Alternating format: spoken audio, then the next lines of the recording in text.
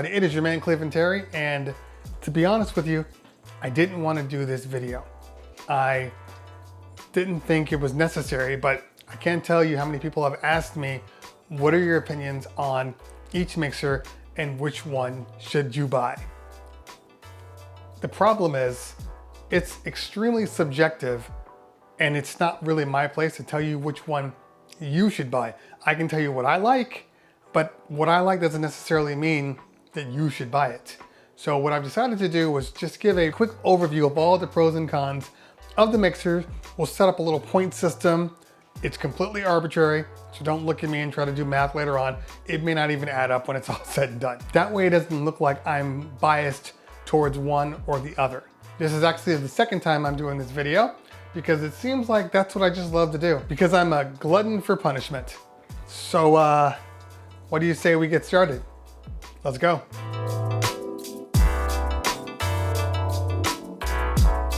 Okay, so we're gonna take this nice and easy. We're gonna break it down into sections. Section 1 will be the back panel. Section 2 will be the front panel. Section 3 will be the top of the panel here. Section 4 will be the effects panel. Section 5 will be the pads. And then section 6 will be the Crossfader system.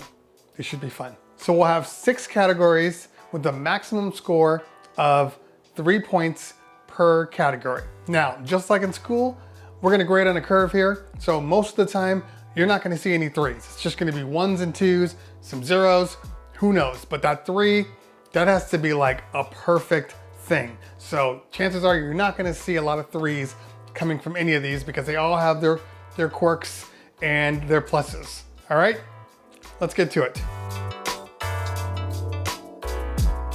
For the most part, they pretty much all relatively have the same things, except for a couple of key things. The S9, obviously the oldest of the 3, so there's gonna be some things that maybe they just don't have because, well, it wasn't a thing back in the day. But now it is, so you're gonna see some additional points for other mixers because of it. On the S9, we have your standard setup here, and you have an XLR microphone input. On the Rane 70, you have 2 XLR mic inputs. You also have the standard ins and outs, and also you have 2 USB inputs for the Rane 12s or whatever else you decide to plug into it. Now, these USB inputs are only 2.5 volts. Keep that in mind, because as we move over to the Reloop has 2 USBs that are 5 volt. Plenty of power. However, you move over to the mic input and we don't even have any XLR. We have a 1/4 inch input. Not my favorite. In my opinion, a huge oversight by not adding an XLR instead. So they're gonna get dinged for that one. I'm not a big fan of the ground wires being kind of shoved in the middle of the RCAs. I'd rather have them on top like we have them on the Rane 70 and the S9. So that's a little bit of a ding also. Heading back over to the S9. The S9 has had questionable quality control issues with their RCAs and their XLRs, so I gotta ding them for that. Haven't had any issues so far with either one of these having quality control issues. So as we tally them up, we have Pioneer, unfortunately with a 0 for this first category. The Rane 70 would have gotten a 2, but because of the fact that there's only 2.5 volts versus the 5 volts on the Elite, we had to knock off half a point there. So the Rane 70 gets a 1.5, and the Reloop Elite would have also gotten a 2, but because of the oversight on the 1/4 inch inputs, that's a huge ding in my opinion, so we're removing a full point on that one. So far we have 0, 1.5, and 1. Now, normally I would turn this panel around, but no. You guys all know my opinion of having all the knobs on the front. I think that the key knobs should be on the face so they're easier to get to, so they're more exposed to light, they're easier to see than having everything shoved on the bottom. The S9 does an okay job at this. They put the sampler knob on top, they put the Q levels on top. The microphone is not on top, but the microphone, even though there's only one microphone, it does have a 2-band EQ. So that's a plus there. This was the first one that actually came with a tension control knob right on the deck, so you could control the weight of the Crossfader, making it super heavy or super light with just a turn of a knob. First ones to do it, That was definitely trend setting because a lot of other companies are following suit. For this one, we're giving it a 1.5. We're taking off half a point because of the fact that there's no mic on the actual face. Now the Rane 70 does do a lot of things very, very well. You have your mic setting right up here, your mic knob. You have your sampler knob right here on the panel. You have a secondary mic that's on the front panel, but in my opinion, that doesn't really matter. It's not the main mic, so you can put those over in the back. This mixer also has a tension control knob, just like the Pioneer S9, and this one actually has split Q, where Pioneer does not have split Q on their mixer. So I would be giving this mixer 2 points for delivering a pretty quality front panel. However, huge oversight on Rane's part by not including a 2-band EQ for the microphone. We only have the tone knob and it's decent at best. I hope at some point maybe they add some EQs in the settings that allows us to make some adjustments, something that'll give us a little more control over that tone knob, because that is not enough. I was going to give this a 2, but because of that oversight, I gotta knock off an entire point. So the front panel gets 1 point on the Rane 70. Now the Elite has everything on the front panel, and I mean everything. There is actually nothing on the top of this panel. Everything is designed to be used and touched on the front. Don't love that, just harder to see, harder to find things. Now, one of the good things is it has one microphone, but it does have a 2-band EQ. It does not come with a tension control knob whatsoever. What you feel is what you have. Also has split Q. So because of the fact that everything is on the front of this panel and they decided not to put anything on the display, even though they did have room to do so, Reloop Elite gets a 1. As far as Pioneer is concerned, in my opinion, Pioneer's design is pretty tried and true. Everything is kind of in its proper place. It's really easy to use and easy to locate. The buttons tend to feel and be where they should be. Everything is clear and nicely laid out and labeled. I have no problem with this. We're giving the S9 for ergonomics a 2. A lot of people are gonna say that the Rane 70 looks a lot like the S9, and in certain respects it does, but if you were to take a look at the Rane 62, you'd see that the spirit of that design is all throughout this top part of this mixer. The way it's laid out, it's a very good design. The mic being where it is pretty typical of the 62, and I do like the way it's all set up. Once again, it's nice and clear, so we're gonna give the Rane 70 a 2 also. Let's move over to the Reloop Elite. Now, the Reloop Elite, in my opinion, is a little busy. I said that in my review. I just wish that there was a little more separation. Everything looks perfectly symmetrical, but it's harder to kind of see into. It's not as clear as the other ones are. I do like a couple of things on it though. I like the fact that you do have your dedicated stereo mono booth out right here. You have your booth volume, and then you have your browse features right here. This makes it easy to get to from where you spend most of your time: mixer, cue pads, browser. I've never been a fan of them being really, really high up like this. So I do like the ergonomics of this. I don't love where the cue section is. I think that they should have moved this probably down here somewhere else. This is, in my opinion, what makes it look super, super busy. And I do wish there was a little more breathing room, a little more space in it. Because of that, I'm going to give this a 1.5. This is where things get a little complicated because, once again, this is all arbitrary. Everything I'm saying here is just my personal experience from using the products. So take it with a grain of salt, because for some people, they're going to appreciate different aspects more than I appreciate them, and I'm okay with that. On the S9, the effects panel is laid out very, very nicely. They were obviously the first to come out with the paddles here, and the paddles are great. We have both Serato effects and onboard standalone effects, which basically means that you can use this mixer without using Serato. You can put a record on here and use your normal turntables, and you will have the effects panel right there being able to utilize it. Even the echo and the backspin and the break, like all of those things are available to you. The paddles are solid. I've never had an issue with them. They haven't broken on me. I used this mixer specifically for, I don't know, 2 years, 3 years, and I never had an issue with the paddles. The paddles are good. A little loose, I'm not gonna lie to you. but still reliable. And the sampler is able to use the effects also in post mode. So that's a huge feature, one that this one doesn't have. So for that reason, effects panel gets a 2.5. As far as the Rane 70 is concerned, pretty much the same as the S9. You have your Serato effects that are switchable in here, plus your standalone effects. You have your paddles here, which are actually excellent paddles. They feel really, really good. The spring and the tension in these things are absolutely amazing. We got separate depth knobs that you don't have on the Rane 70. Can also be used in standalone mode.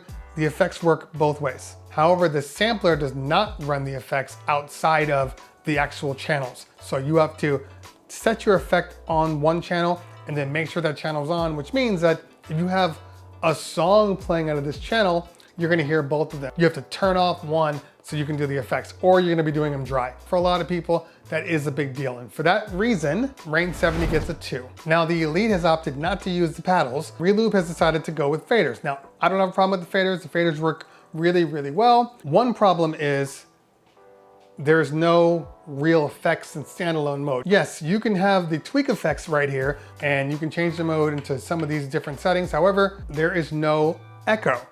Now there's an echo on every single mixer that I'm talking about, except for this one in standalone mode. Now you can use an echo if you decide to plug it into your computer and then put it in that way. It will play any type of vinyl. All of those effects are available if your computer's plugged in. But without a computer being plugged in, you are limited in the effects you get. I love having the ability to echo out, and I wish they had put that in. Maybe in an update they can add that, but right now, that is not an option. Of course, you still get your high pass filter, all of the standard traditional things that people have come to expect on a mixer. Even those are available offline.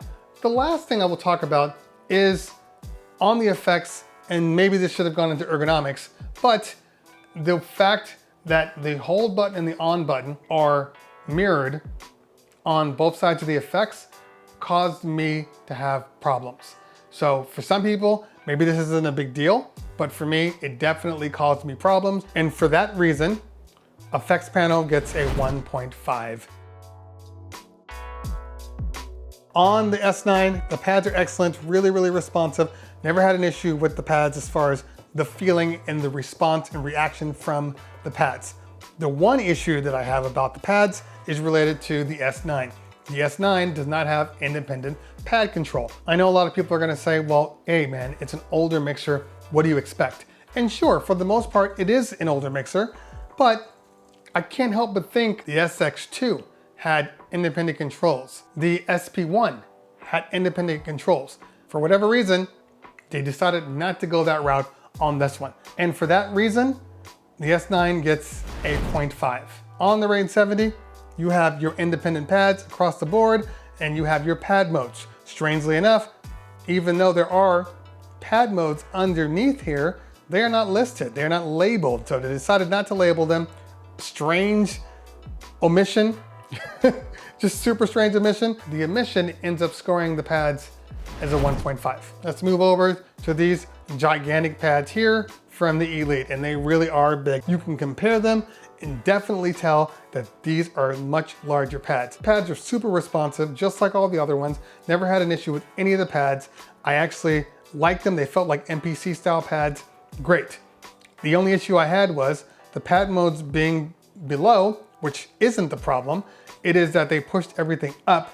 I found myself hitting the tweak knob and then hitting the Q pads right underneath here. So that was always a problem. They should have left a little space below, maybe ergonomically, a little space below, so you didn't come into contact with the Q points every time you adjusted the knob. For that reason, the Elite gets a 1.5. Last but not least, the crossfade section. Now, before I go any further, I'm just gonna say this. These crossfaders are all excellent. So even though I'm scoring them differently, you'd be happy using any one of these crossfaders. They're all built well, they're all smooth, they all do a great job, and they're all responsive. Some just may be better than others. The S9 crossfader was definitely a step up from the Rane 62 fader that we used to use, and it was obvious right from the start how good a fader that this Magville fader was. Super responsive, super easy to use, smooth, never had any drying issues or dirt issues or anything like that that would cause me to dislike the fader. It just does a great job. If I had one flaw to give it, I would say in the beginning, a lot of their older tops, the area around the crossfader would be scratched and faded out, and that was a problem. But I never had that issue. This is years old, and you can see slightly some discoloration, but that's gonna happen to all mixers over time. Very good crossfader. Now the Mag 4 fader is definitely an evolution of the Mag 3 fader. All the problems that the Mag 3 fader had have been completely removed from this fader. And this fader does not disappoint. It's an evolution, but it is a great feeling fader, super smooth. Up faders and cross faders are excellent to use all the time, all day long. I really do like these faders. I'm gonna give them both a 2. Okay, now, the Elite. I'm just gonna say this. I've never used the Innofader crossfader before, so I had no experience with it. But I will tell you this. After using all of these crossfaders, this Innofader crossfader is one of the best crossfaders I've ever used. It is super smooth, super buttery. The connection from the open and closed is amazing. I honestly thought that there was an improvement in my cutting using the Innofader compared to using either one of these. I will say this, when I mentioned that the crossfader bled in my review, a lot of people jumped on me like, well, you just have to go in there and adjust this and just change it in settings. And my whole point was not that you couldn't adjust it. My point was that out of the box, it bled. And it was the first mixer that I had ever used that out of the box, it bled. That was my issue. In my opinion, they should have made it super safe and then allow me to adjust more bleeding edge, pardon the pun, more bleeding edge to my comfort level. And then if it got to a point where it was bleeding, then I would adjust back the other way. But this one came and it was slightly bleeding, so I thought that was an issue. Does not affect my love for this Innofader. It is honestly the best crossfader that I've used. So for that reason, the Innofader gets a 3. I think we've talked about everything here. I think we can go back to tallying it up. Wait. I forgot 2 things. And I want to clarify before somebody jumps down my throat.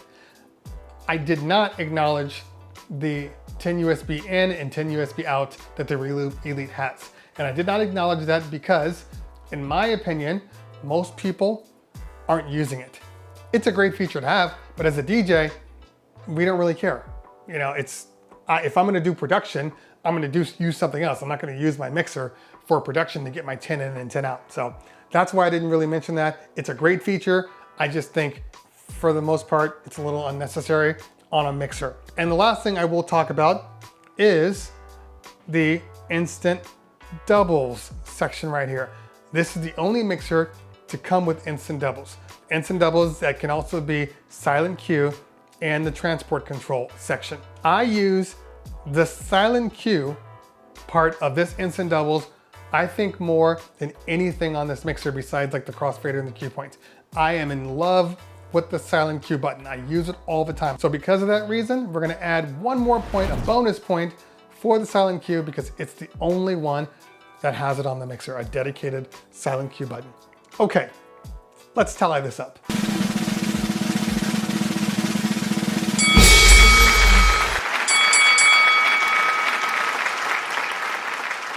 I wasn't sure how the scores were gonna turn out, so I'm not surprised at how they turned out, but more importantly, I'm actually more surprised how close the S9 still comes to all these other mixers.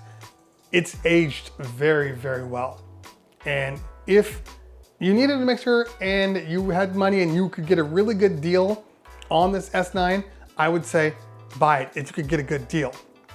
But if not, you're better off upgrading to like the Rane 70 or the Reloop Elite or something besides that, which is already dating itself. But if you have one it's a great mixer. It's an honestly great mixer. The Rane 70 is an excellent mixer. It has a lot of the good points of the Rane 72 while removing some of the unnecessary points of the 72. It gives you just what you need and no more than that. But for what it is, it's amazing. And I love using it every day.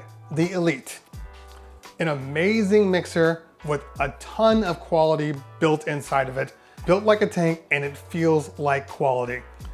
Besides some of the small little things I have going against it, it's a fantastic mixer. And if this was your mixer, and if you had an option to get this mixer or it became available to you, I wouldn't hesitate to say this mixer is definitely one you should own. All three of these are fantastic mixers. I just couldn't get myself to tell anybody to buy an S9 in 2020, knowing that it's already aging, knowing that there's gotta be another S9 Mark II or S10 coming out in a few months, but knowing that the Rane 70 and the Reloop Elite at around the same price points are just better options.